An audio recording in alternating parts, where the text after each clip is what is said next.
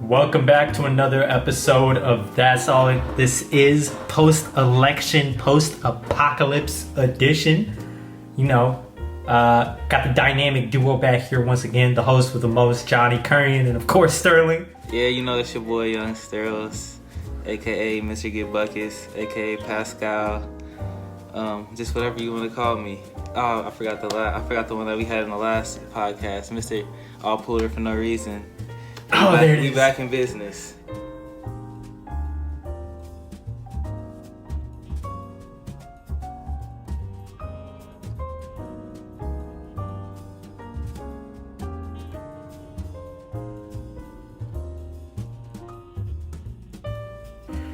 I think we could say with pretty high confidence, Joe Biden has eked out a presidential win here in January the 20th. This guy will be the 46th president of the United States, along with Kamala Harris. With that, there should still be a lead of Democrats in the House of Representatives, and the Senate should be controlled by Republicans for the most part, unless that Georgia runoff happens and Democrats win both the Senate seats there, which I just have a tough time believing is going to happen. Pretty interesting. I mean, we got a scenario where, 2/3 of the whole legislative process is going to be controlled by Democrats. First time in a long time that's happened since Obama's second term. But we still have Republicans in a whole other third of the legislative process, so it's going to be very interesting to see if there's going to be a lot of gridlock coming here in the next 4 years in terms of policy, or if people are going to be able to finally make compromises and get stuff done. It's really difficult to see the latter of that happening given the past 4 years that we've just had, but who knows? I'm excited to see what happens in the future. I guess I've always just been an optimist, so I always just let's see what happens. So hopefully there's not too much gridlock, people come together. Hopefully people have learned just from, especially the last 4 years, just being divided on everything and just trying to make it these two different teams. And just because you're on one team, you can't work with the other team and get stuff done. Just makes no sense. That's what I hope this election did, just open people's eyes just to it will be better if we all come together and just work together. Yeah, you know what? I am a bit hopeful too, mainly because I've seen it in the past. There was a lot of stuff that got done in Obama's second term. I would argue even more stuff got done in Obama's second term with there being more political gridlock than there was Obama's first term. So I'm very hopeful that especially the Senate Republicans can work with the new presidential administration and the other places of Congress to actually get stuff done. It seems like Joe Biden has a really good rapport with some of these other senators, whether they're Democratic or Republican. All of them kind of came up together. I mean, Mitch McConnell, Joe Biden, Lindsey Graham, all of these people have worked together on several other bills, so they're familiar working with each other, and hopefully that'll lead to some compromise later on down the road. But we're definitely far removed from getting to that point as of right now. We're still coming off of a huge electorate college, I guess, redrawing essentially, with these blues and red districts being cast now with the 2020 election. I was definitely surprised by some of the results in some states. For example, Georgia, I did not think that was going to be close at all. There is a good chance that Democrats could actually eke out not only a presidential win there for the Democrats, but also possibly winning, 2 Senate runoffs in Georgia. That would be crazy to see that happen. I would never in my wildest dreams ever anticipate Georgia going blue, but there's a real chance that could happen. I was really, really surprised that Arizona went blue as well. That is a state that I thought was deeply in love with Donald Trump, but it seems that a lot of the suburban areas showed up, a lot of the immigrant vote showed up, as well as an influx of people who had recently moved from Arizona kind of casting their ballots in the state for the first time. That seemed to make a huge swing. But on the flip side, there were some places that went a lot more Republican than I anticipated. Ohio, of course, being one of them. They became, I think, Republican or more red by like 15 or 20%. If you look at some of the district counts and the margins in which Trump was able to win, it was definitely very, very surprising to see places that the polls said, you know, there was going to be this huge swing of blue votes come in that didn't really crystallize. Texas being a great example of that. But for the most part, I'd say there was a solid 30 or 35 states that actually performed the way that we thought they were going to, and definitely there were some nail biters at the end. But all in all, not too surprised with, you know, the outcome. I am pretty surprised by the margins of wins for each candidate in each respective state. I mean, I feel like it went how we thought it was going to go. I think some of the polls, though, kind of showed that some of these numbers, I don't know if they're quite accurate that they were telling us before. But, I mean, I think the emphasis of this election being pushed on us by so many different like entities, like just really pushing that message to vote. I think America is like finally came out and really showed out. Like we had the biggest turnout that we ever had. Like it's kind of crazy. It's like finally, like I feel like the thing is like most people really don't pay attention. Yeah. At the end of the day, like people are just like, I go to work, I get my job done, like I just try to provide for my family. That like at the end of the day, that's all people want to do is just provide for their family. So a lot of times they just attaching on to one issue, and that's what draws them to one side or whatever. And like all the other stuff they really don't care about. They just got that one issue, and they're like, besides that, I'm just trying to live my life and just not really worry about what other people are doing. Yeah. So I mean, I feel like we finally got enough people to like actually realize, oh, this is politics. This is what they've been doing. Like, this is all the BS that's been going on and all that stuff. Like, enough people tuned in just because I feel like it's partially due just to Donald Trump being himself. Like, it caused such a stir. And he really, I honestly, I will say it did a good thing for like, it pulled out some of like the BS that goes on in politics that they've always been pushing down on us in the media. Like he's responsible for like drawing that out and like kind of opening our eyes to like what's been going on in politics for like the last however long, like how many years. I feel like just having him in there and like him being that like evil figure that like the media portrayed him to be, it just pushed so many to come out and vote. But I think the difference between that is like normally voting and stuff is like this time a lot more people's eyes are open and stuff, and it's like, all right, we voted for you. Like, what are you really gonna do this time? Like, you can't just get away with the bullshit that y'all been doing. Like, we actually holding y'all accountable, and I think that's one of the reasons why Trump's minority vote went up this election. Yeah, was because I think people realize, like, even all the hate and stuff that he was spewed, or like all of this BS that had nothing to do with politics, he at least was like not just BSing everybody. Like, even though there's things that he would say to like just the rational human, it's like there's no way you're gonna get that done. At least people knew like he actually gonna try to do something like to please like if you ride for him, he gonna try to ride for you. That was the very least that you knew you was getting with Trump. Like, yeah. If you ride for him, he's gonna do what he can to make you happy. See, this man was very genuine about whatever he did. Now, you can argue about, you know, what he believed in. Exactly. But you cannot deny the fact that he took care of the people that took care of him, and he made sure that he got whatever they and what he wanted to get done. Period.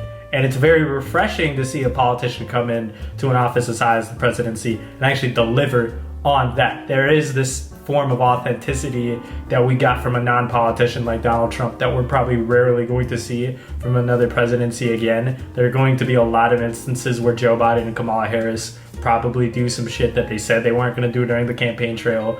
And we have to get used to politics kind of going back to usual in that aspect. So it is very, very strange. But to kind of address the earlier point that you brought up from before, Sterling, that immigrant vote or the minority vote all across the United States, rising for Donald Trump was definitely surprising to me. But, now that we're looking back at a retrospective view of how the Electoral College shook out, it does make a lot of sense that Trump's minority vote actually grew. But also recognizing that a lot of people who are either former immigrants or who are current immigrants of this country who are a minority usually don't want immigrants to come here.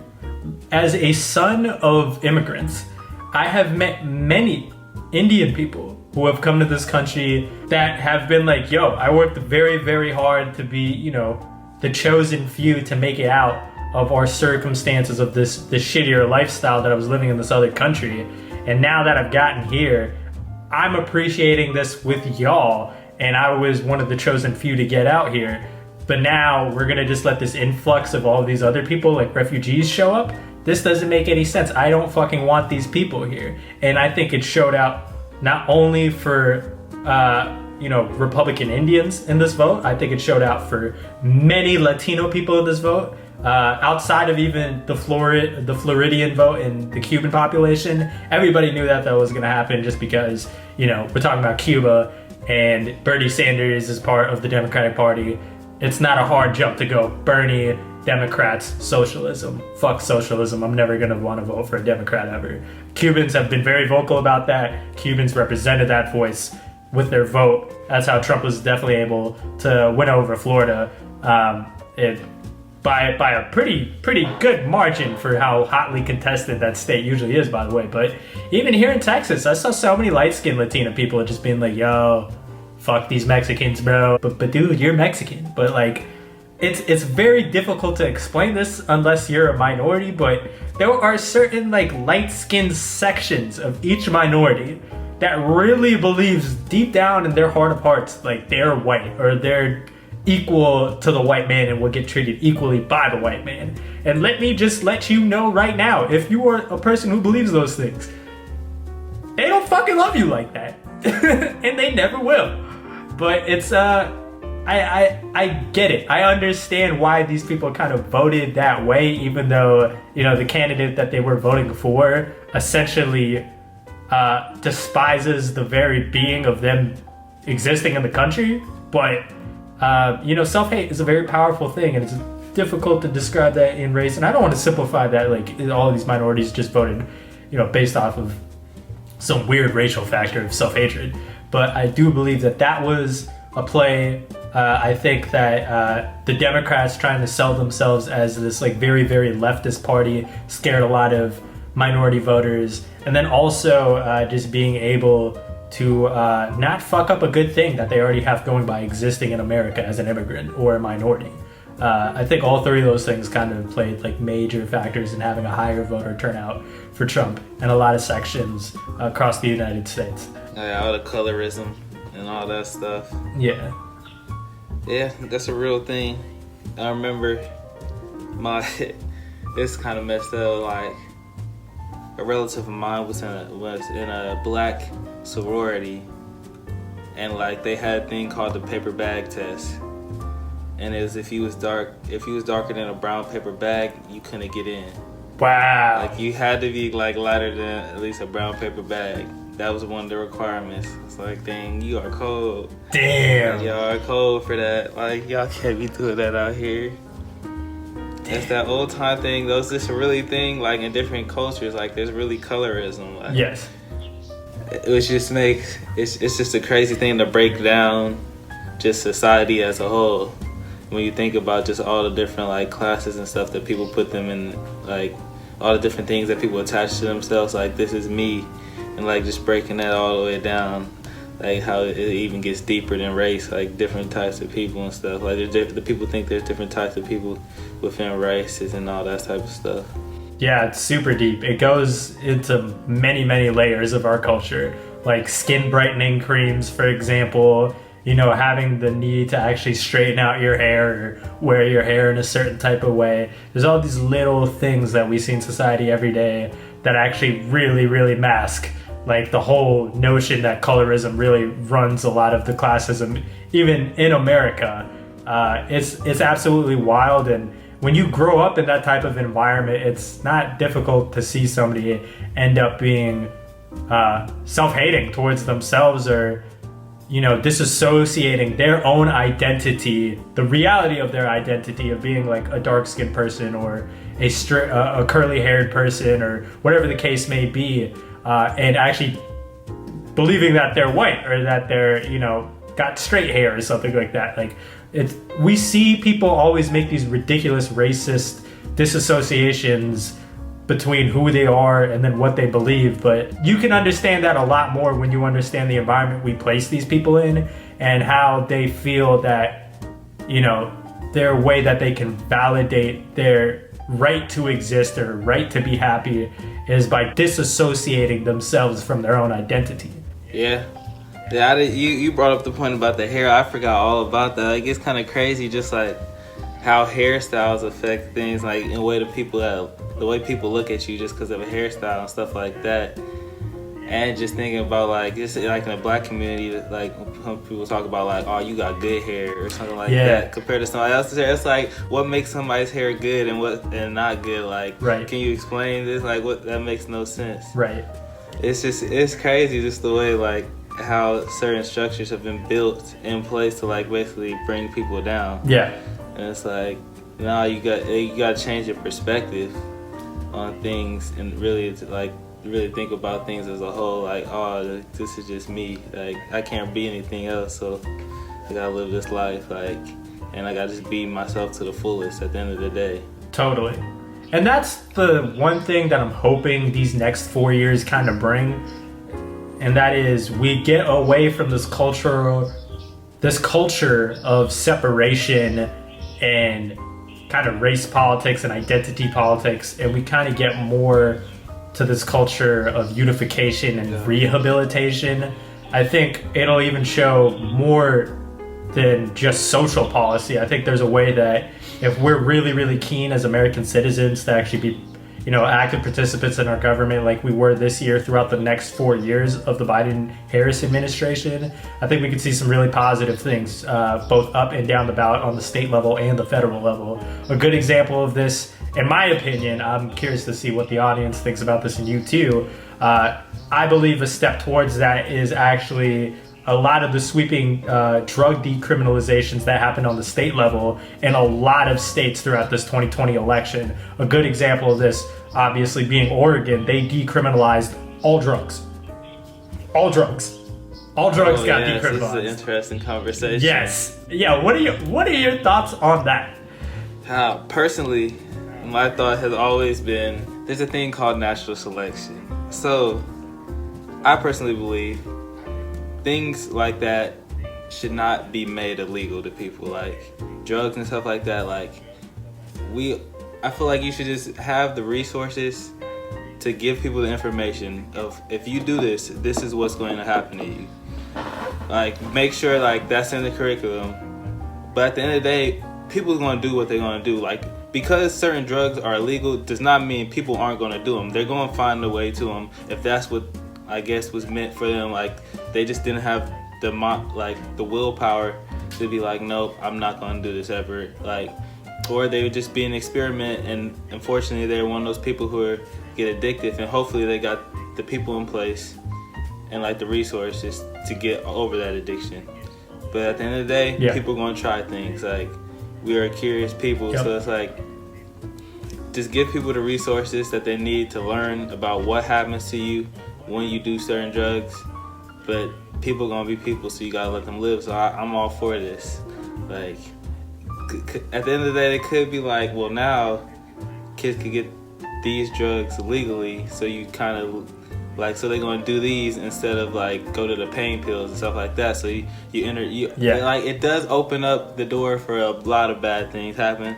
But I think if you manage this well and just give the knowledge to people, it should be fine. Like, just like if we just look at like, is it Amsterdam where all drugs are legal or something? Like, if you just look at if you just look at that model, but at the end of the day, it does come from like the knowledge. Like, we will have to get a lot smarter, especially with our healthcare, our health system, and like just schooling and stuff. Like, if you're going to do this. Like, people got to actually know the risks that they're taking, and that's got to be emphasized in this. But like I said, like, I'm all for this. Like, people shouldn't be restricted on what they can do to themselves, like, in my opinion. Yeah, for the most part, I'm with you on that. I think it's stupid to ban anything. It goes against human nature. If something exists, there's at least going to be one person that exists that is going to want to try that out. It's inevitable. I don't think bans ever work. I don't think everybody blindly, universally obeys bans. So it's very difficult to live in a society where we expect people to be like that, because it just doesn't make common sense. If something exists, somebody is going to try that thing that exists. I just believe that's universally true. I don't think you can keep everybody away from trying something that exists in human history. It just doesn't work out like that. And so because of that, okay, so what's the best way to deal with, the existence of these drugs, right? I think decriminalizing is a big step towards kind of having a more open conversation of how we want to handle drug addictions, drug usage, as well as a whole other booming industry kind of under this, which is the drug industry. I mean, it's been kept in the black market for a lot more than we've seen or like to know. But what's happening now is, as things become decriminalized, there are industries and research opportunities and all these other things that start to pop up. And so, decriminalization is good in the sense that I do personally believe it's very, very stupid to, throw somebody with a drug addiction into jail and not expect them to become a repeated convict, especially if it's from a drug-associated crime or something that they did while they were on drugs, or trying to gain the possession of that respective drug or paraphernalia associated with the drug. It's important that we actually set up structures of rehabilitation, that we set up structures to educate people, like Sterling was saying from before, such that people don't fall into these systems, horrible addictive systems that can really spiral out of control. I mean, I grew up in certain areas like Las Vegas and New York where I've definitely seen just whole drugs just take over communities and spiral things out of control. So I definitely have seen the dark side of living in a life where there's no regulation and no rules and there's drugs everywhere. That can be equally bad too. I don't think that we should misconstrue the notion of decriminalizing drugs with saying that, hey, drugs are good. I definitely want to make sure that we're getting that point across. I don't think that by decriminalizing drugs, we're saying that drugs are for everybody. I don't think, at least I am not saying that because drugs are decriminalized, everybody should do these drugs. But it is important to stop treating people with drug addictions as their convicts. And if we want to create a better, cheaper, more efficient society, we need to actually start putting more of a prioritization on rehabilitation centers, actually get a real, fully fledged government-backed and private sector-backed industry behind there. And then I think we can start decriminalizing things on a more broad, generic level as we start to reach that federal level, or certain regions or more states. Props to Oregon for actually having the balls to decriminalize these things, but we also do have to recognize the flip side that there's a lot of black market industry that might boom from this, and a lot of illegality that is going to need to get checked as these things get discovered. But there's a lot of good things that is going to come from this too. Like, for example, like research opportunities, especially with psychedelics in the psychology department. There's so many pills that these therapists force people to take, when I do believe that mushrooms or weed might be a better alternative. And I think we're going to see a lot more of those opportunities from the scientific field. But decriminalization, I guess, for me, generally a good thing. It does not mean that the drugs are legal, by the way. It just means that you're not going to get punished if you're in possession of them.